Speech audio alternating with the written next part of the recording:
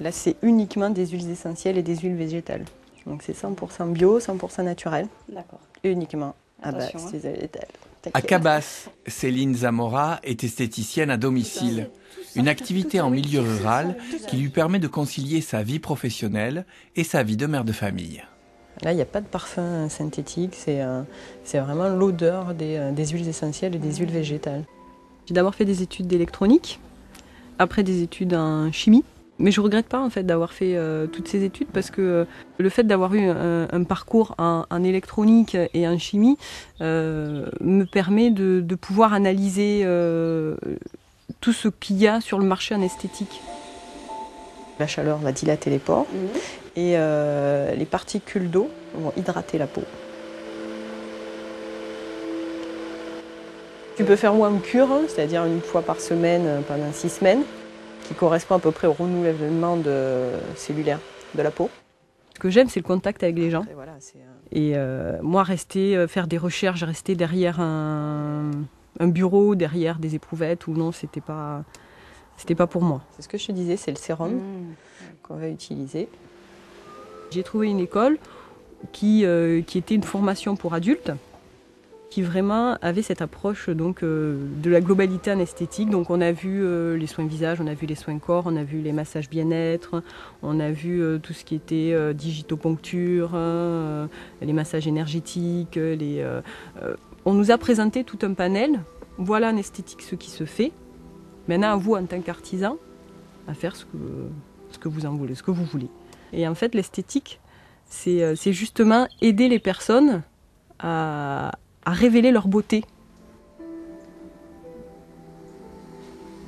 Je travaille au niveau des yeux, au niveau du front, donc avec les méridiens. Donc je mélange en fait, si tu veux, les différentes techniques que j'ai appris. Eh ben, j'en ai fait mon massage perso parce qu'on est des artisans et que, comme le nom l'indique, on crée. Tu as fait les dessins, fais voir, tu montres. Avec la maternité, Céline décide de mettre entre parenthèses sa vie professionnelle. 3 enfants et quelques années plus tard, elle a quitté Marseille et souhaite reprendre une activité à temps partiel. Une amie lui suggère de s'installer esthéticienne à domicile pour accorder ses horaires et ceux de ses enfants. Elle va découvrir une nouvelle clientèle, de nouvelles personnes. Les personnes qui sont malades, qui sont handicapées, qui ne peuvent pas bouger, ou qui n'osent pas parce qu'elles ont été atteintes notamment du cancer. Elles ont perdu la féminité qu'elles avaient et donc du coup ont du mal à sortir, à aller vers les autres. Et du coup, l'esthétique permet justement de retrouver ce côté féminin. Quand on vient chez la personne, on a le temps de connaître son parcours de vie. Donc c'est vraiment, elle nous raconte son histoire et là on va adapter donc le soin, on va adapter à ce qu'elle nous raconte, ses désirs, ses besoins. Et on a le temps, quand on est à domicile, on a le temps d'écouter tout ça.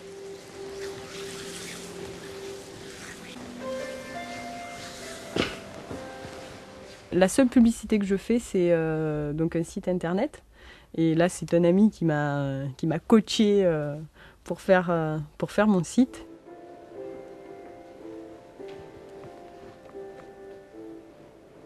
Le chocolat, c'est comme le beurre de karité, c'est anti-radicalaire. Sur Internet, ils ont déjà une première approche où vraiment j'explique tout. C'est mon image. Voilà, Internet, c'est mon image.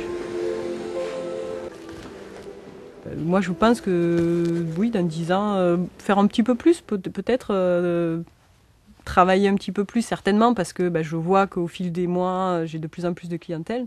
Donc, il est bien évident que, je pense que dans 10 ans, j'en aurai un petit peu plus.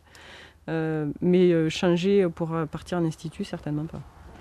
Jamais, ça ne m'effleure même pas l'esprit de revivre ce que j'ai vécu avant d'avoir mes enfants.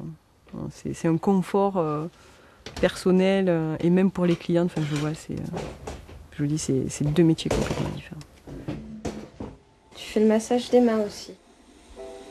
Si le parcours de Céline vous intéresse, rendez-vous sur le blog de Parcours de Vie pour les détails et les coordonnées.